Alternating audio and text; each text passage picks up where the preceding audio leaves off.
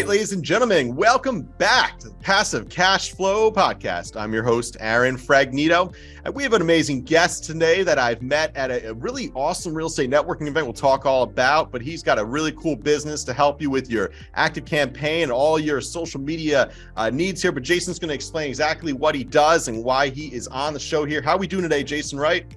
I'm doing great, man. Thanks for having me. Awesome. All right. Yeah. So I met you at the Lone Star Real Estate Networking event. Very cool event there. To our real estate investors out there, if you want to check that one out, that was a lot of fun. And I found your service very interesting. I found you very interesting. So I wanted to bring you on the show. And what do you do, Jason?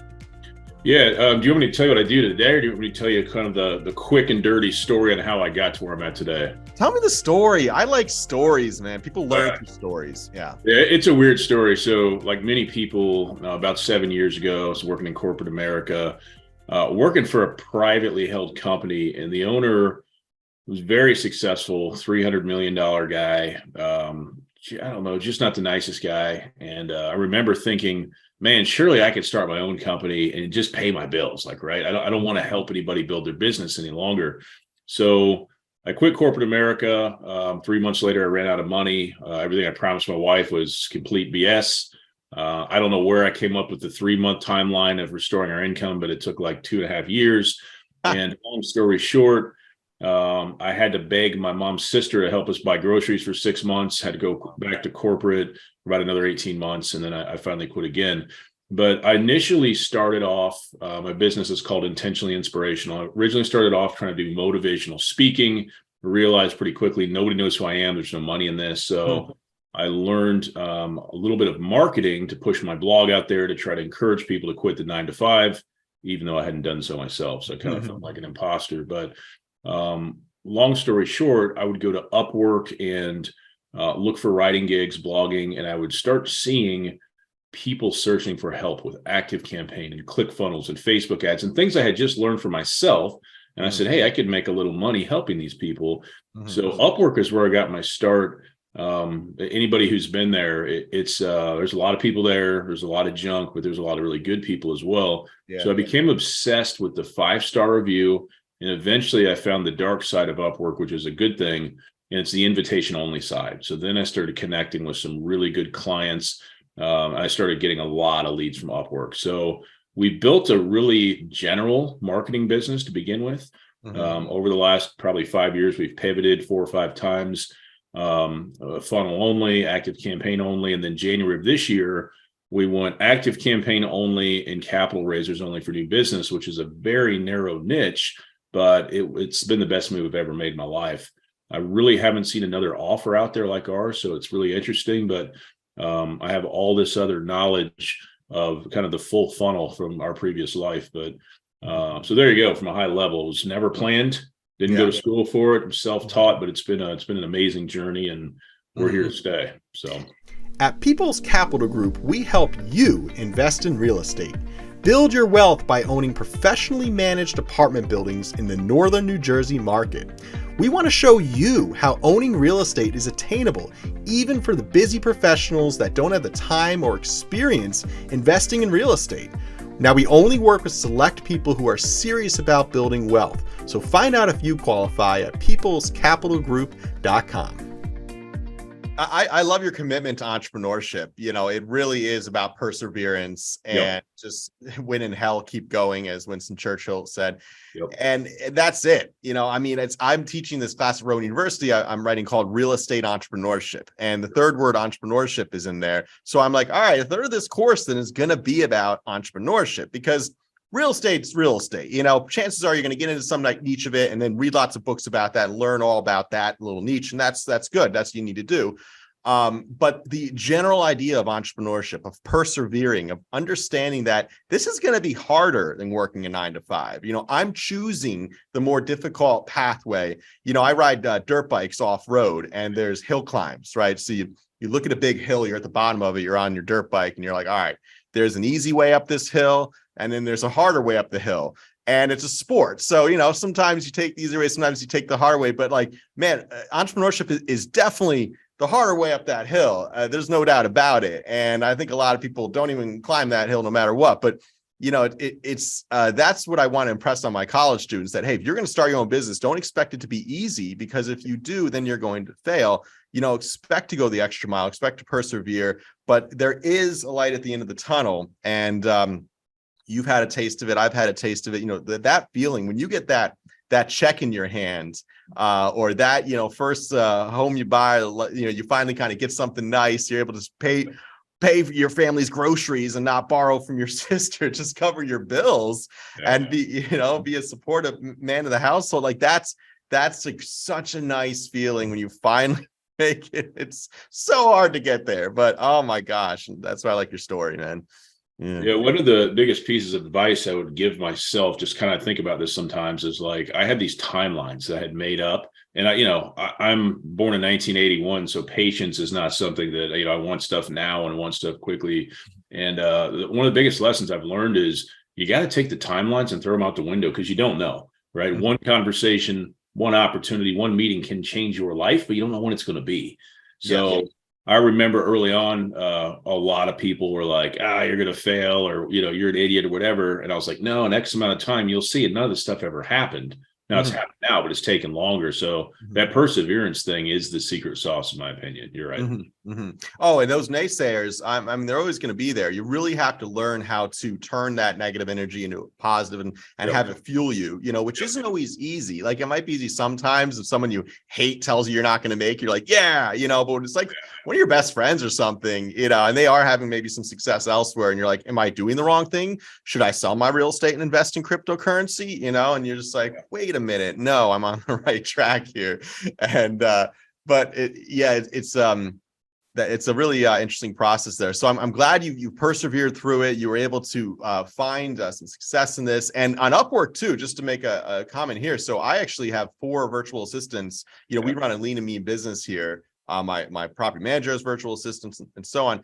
And we really use Upwork for all of that. So and I've definitely struggled through some bad virtual assistants on Upwork. I mean, everything from, it just blows my mind. I can make 200 calls in 4 hours, or I could do it in 8 hours. Like, they just run the clock, whatever the task is, they're going to run the clock. It's not about how many tasks they have. So you got to watch out for that. I've worked with very dishonest people, and then also the quality of work, just really you pay for what you get. But I have found like the best telemarketer. I feel like he's so good. He's got a British accent.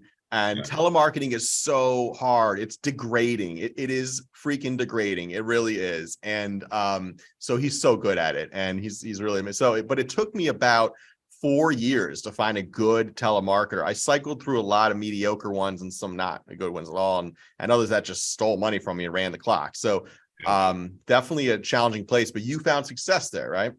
Oh yeah. Like I said, the invitation side of the site is nice. I mean, I was commanding a huge hourly rate and everything. And it's funny because it was so important getting started, but I haven't got a lead off there in 2 years. Like it's not something we even use or need now. But when I go find new team members, I still start there. Actually today, I'm interviewing 3 different people for a new role from Upwork. And I've had luck, and I've had the same thing as you. I've checked somebody's time one time, and they were shopping on Amazon on the clock for like the whole day. And I was like, nah, we're done. So that growing a virtual team's a whole nother can of worms, but it is much more difficult than people think it is, Yeah, absolutely. And, but yeah, so then a call comes back to your CRM system. Now, one of the things I really liked about our conversations we had when we first met was your in-depth knowledge of ActiveCampaign and just marketing in general, then when I signed up with your company, what I enjoyed was kind of, experiencing your marketing drip campaign, and a part of, for those business owners out there that don't know the oldest trick in the book, when you find someone that has a good marketing campaign and you want to figure out what they're doing so well, sign up for their marketing campaign and they'll tell you exactly what they're doing. Right now, of course, that's just like the receiving end of it. Actually setting it up behind the scenes is a whole nother thing. But That's actually, a good tip in business, right? Like I'll sign up for Grant Cardone's marketing campaign because I want to see what he's doing, the top guys in the industry. And with you, I wanted you're a marketing expert. So I was like, what is that experience like on the consumer side? And I knew about your, once you sign up with you, like, yeah, you were emailing, texting, ringless voicemails, right? So there was kind of a recipe to what you were doing. I found it very interesting. And so you help people kind of set that up within Active Campaign. Is that correct? Yeah, and our focus, I'd say 99% of our new business is capital raisers. So the big three things from a high level, helping nurture new potential investors, helping with capital raises, and help keeping in touch with current investors. And the reason I came up with those areas is getting feedback from people like you. I've probably talked to 150, 200 capital raisers this year. And the good thing about that for me, whether I work with them or not, is I hear consistency, what people struggle with, where they get hung up, what prevents the scale. And I say, okay, within the world of what we do, how do we help address that needs? And then how can we teach it in the way the average person can understand? So that's really what we do. It's education. We're more of an education company that happens to work in Active Campaign. So like you could say we're digital marketing, but I really think of us more as an education company, to be honest. Mm-hmm.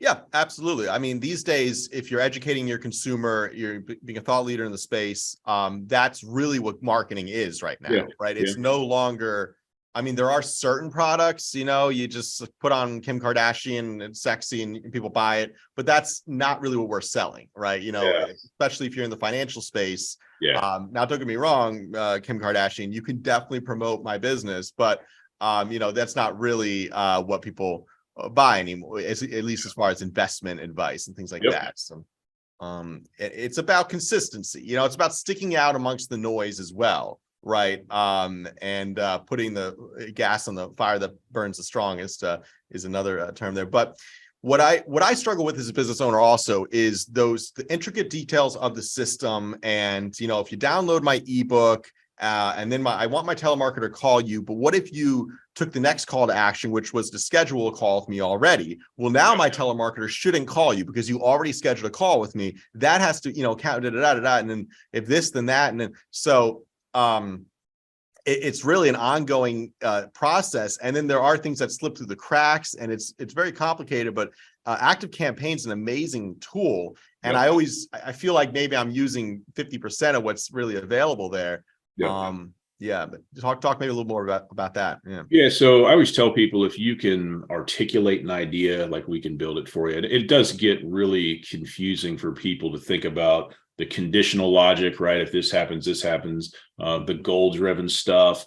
So there's a lot of things you can do. What's weird for me, and this is how I knew this was a really good fit for me, the way my brain works is the way that like Active Campaign's automation builder works. So when people start talking about their businesses, my brain starts drawing out their funnel across platforms in my head. And apparently that's not normal, but that's what makes the strategy piece of what I do easy for me, and it makes me good at it, and then I can go build it. So, but for most people, it's absolutely a brain twister.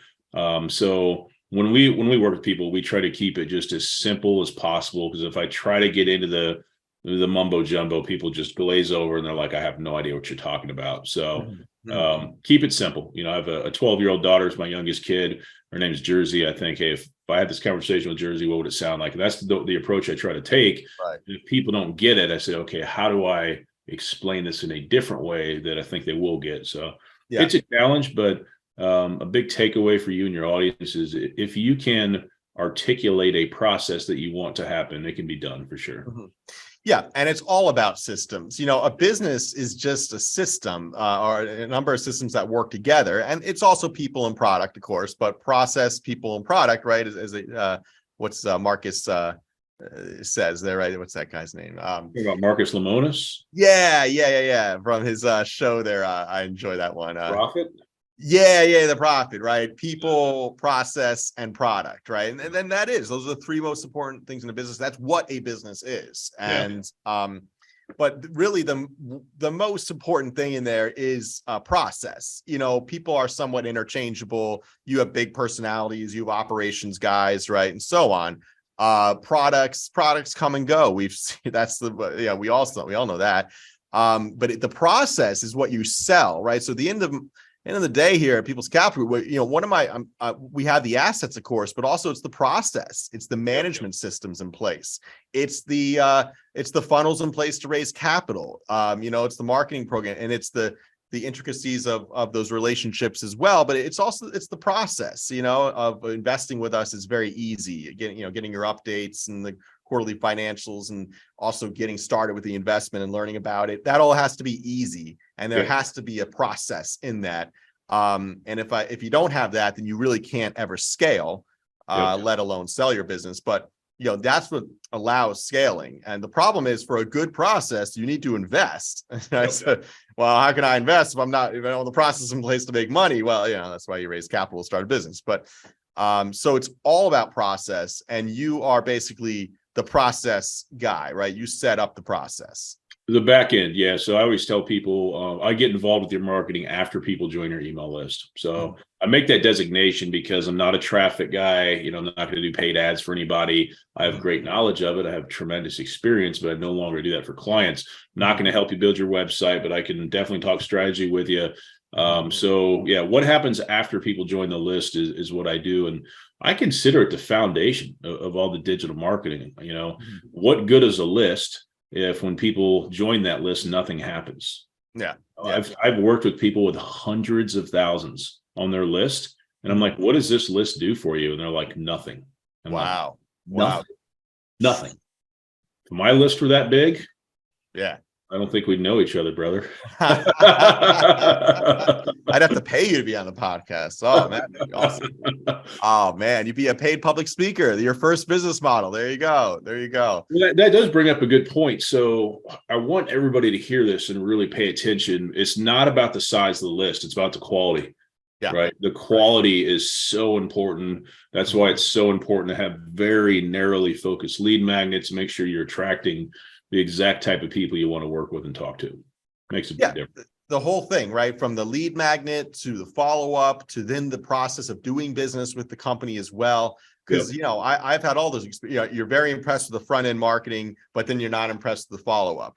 Or you're very impressed with the front-end marketing. You sign up, the follow-up's great. You sign up for the product or service. And then it's like, you feel like you got forgot about. You're like, oh, all your efforts were to sign me up. So you got to have everything. There's 3 steps to a consumer experience, right? You have your initial attracting the business, right? That has to be on point.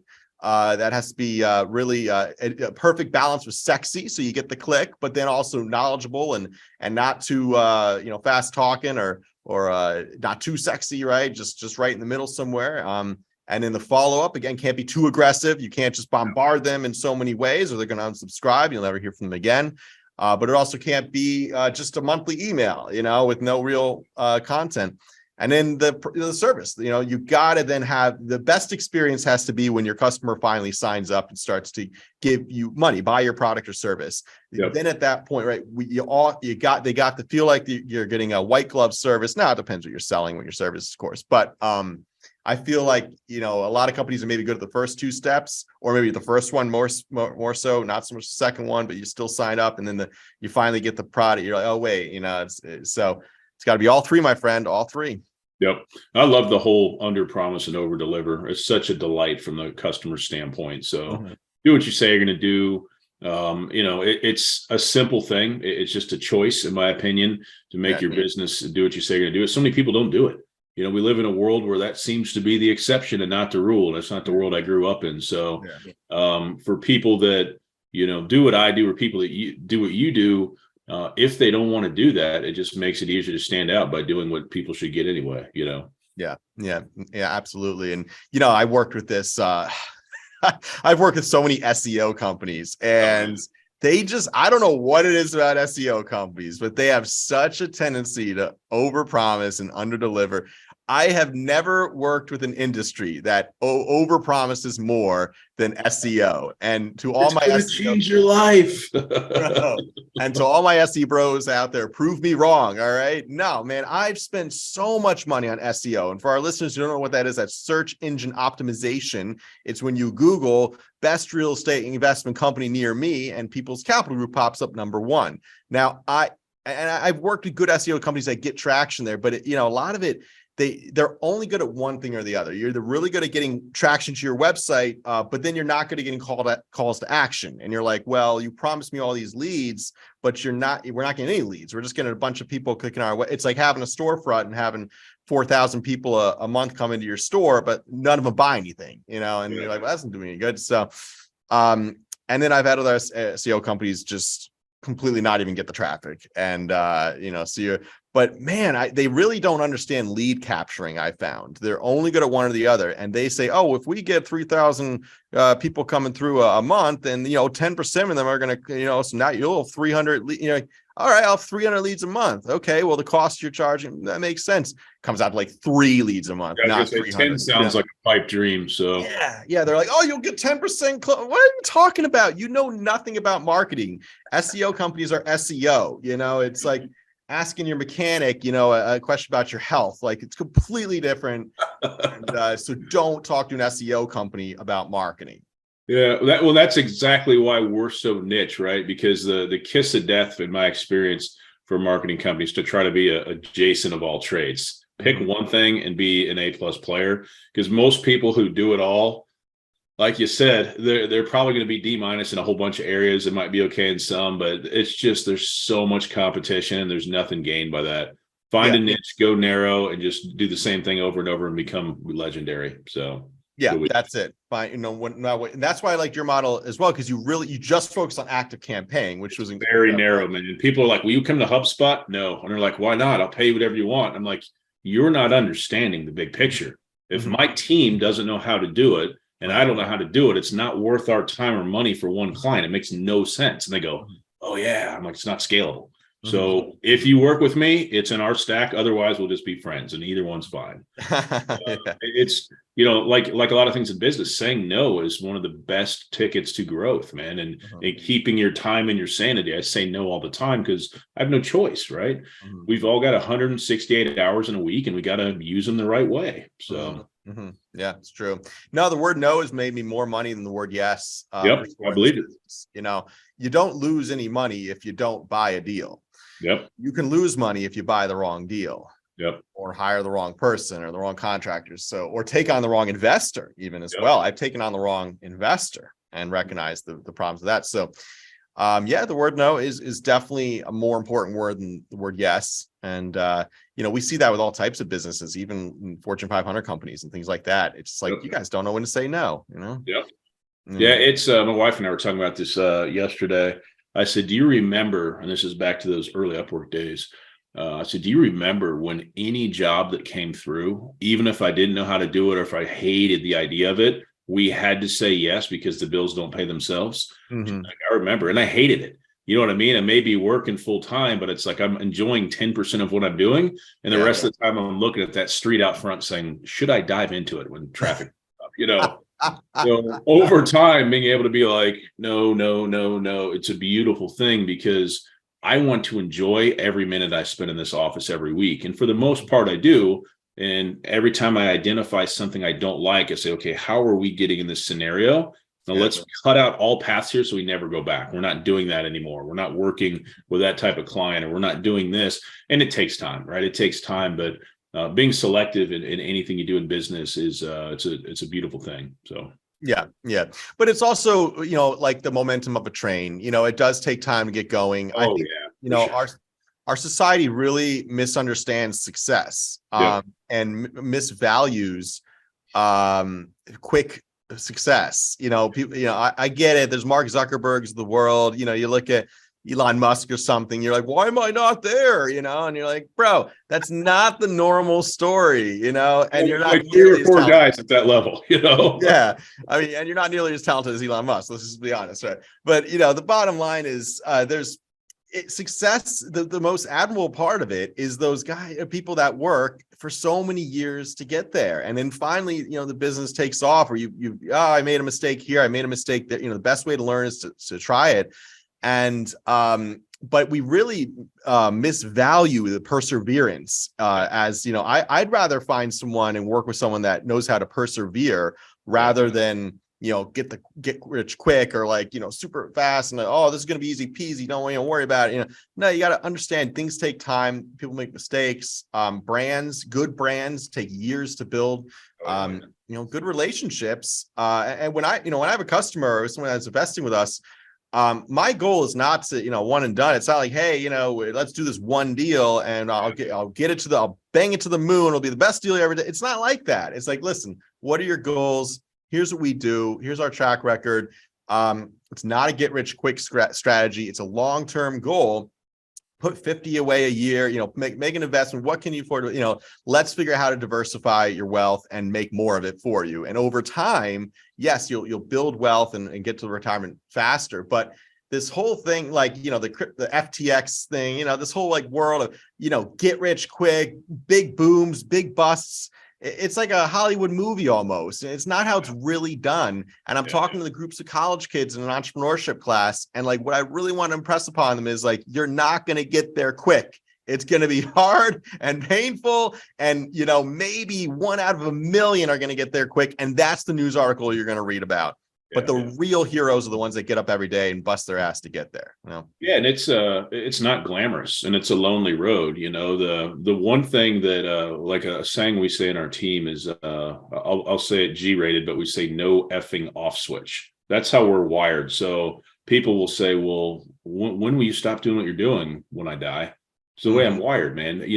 I've always set financial goals, and I said this is what my life would look and feel like when I get there. And every time when I reach it, I go, feels the same as it did before. That's funny. So I'm in love with the journey from here till death in entrepreneurship. It's not for everybody. It's not for most people. It's not for most entrepreneurs, but it's authentically who I am. So I love the process. I love all of that. And I still set goals and want to reach them, but I know that it's just another peak in the mountain on the way up. So one thing you were saying that's beautiful, and I need to point this out, is you were talking about the long-term goal you have with your clients, right?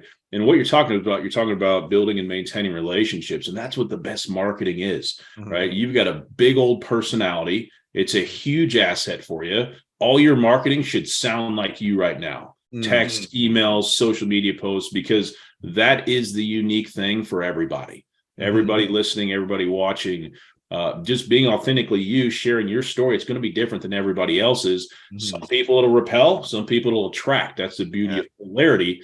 So when you start rolling that way, it's easy because then you just get to be yourself all the time, and it works really, really well. Yeah. And that's where it takes the real courage. I think I'm guilty of probably being a little too vanilla with our marketing and things like that. Just because I am in a space with like financial, but you basically kind of need to be pretty vanilla. But then again, look at the top guy in my space, Grant Cardone. He's the opposite of vanilla, right? He's a loud asshole. He does whatever he wants. Yeah. And he does the whole thing. Look at me, and like, I hate that. I literally hate that, but I'm following him because I have to keep an eye on what he's doing, and but I have my own, personality, and that should be reflected more in our marketing. You're absolutely right. And I think that's where the real courage comes in too, like getting creative with your marketing, putting your personality into your business, because, a lot of times we're probably guilty of just, okay, what is it? It just kind of like, what do I need to do? Okay, just send out this message, and do that. I don't want to have to nitpick everything but it's the really good marketing is when you put your own, spin on it, your own flavor on it. And that's reflected in your messages to people. And I do try to do that, but I think sometimes I'm too vanilla, And ask yourself this question: what's the worst that can happen? If the answer is I'm going to lose my business, don't do it. Right? But people might raise an eyebrow. Guess what? All attention's good. Yeah. Good. I really think about it. Take some chances. And see what happens, because even the suit and tie guys, right? The finance guys. They're real people. When they take that shirt off, they smoke cigars, they drink, they do whatever they do. They're real people. So even though they're on LinkedIn, guess what? They also are on Facebook, and they're just in different mindsets on each platform. But I always tell people, and I push people, don't be overly corporate. I don't think it's necessary. I think there's more power in being authentically you. Yeah. You know what? I'm thinking right now, I need to get more dirt bike videos. I don't have any videos of me doing hill climbs on dirt bikes. I mean, I don't know about you, but I love watching dirt bike videos in the morning. So that's to get my next marketing strategy. Okay, I'm going to pencil it in. You may open up a whole new world of investors that want to work with you because you have that thing in common. Hey, I don't ride, but my son does, or my daughter does. I like this guy. He's just like me. So that attraction piece is really, really big, right? Yeah. Attract and repel. That polarity is a positive thing for marketing. It took me a long time to figure this out. I spent 2.5 years beginning my business focused on my brand, my logo, my colors, my fonts. And I remember my wife coming into this office where I'm at now, very frustrated with me, like very frustrated, like, and she said, you're working full time. You commute 2 hours a day and you're working on this business full time too. And I was like, she was, where's the money? Right. I don't know. So very quickly, I had to go to the end and go, how do I make money? Who am I targeting? Where do I find them? So I started working backwards with my marketing back in front in traffic because my wife's like, if you don't figure it out, I'm out of here. So it became very real. But then I started having more success and started going, okay, no money in business. It's just an expensive hobby. So I was like, it's time to get serious on the money piece of things. And that's not a bad thing. It's not a negative thing at all, but it's good advice that I think will help somebody. Yeah, no, I love that. Yeah, I love that pressure from the wife. Nothing like a little pressure from your partner to pay. That's good though. That got you to where you are today. That push, and I do know people that take a year to figure out their logo, and you're like, bro, you're killing me. Oh my God, you're pick something and change it later. Go sell your widget. Stop focusing on your logo. You could always update a logo. GM did. They're a huge brand. They totally redid their logo. It's whatever. No one cares. No one cares. All right, Jason. Awesome. I've really enjoyed our conversation here. I think we've both dropped some great nuggets of advice. I've realized I need to put my personality more into my marketing, and that's what I love about these podcasts. If I'm getting something out of it, I assume our viewers are as well. And of course, if our viewers and listeners are, make sure to hit that like and subscribe button, and make sure you join us here for weekly podcasts. But Jason, how can people get in touch with you and learn more about your service?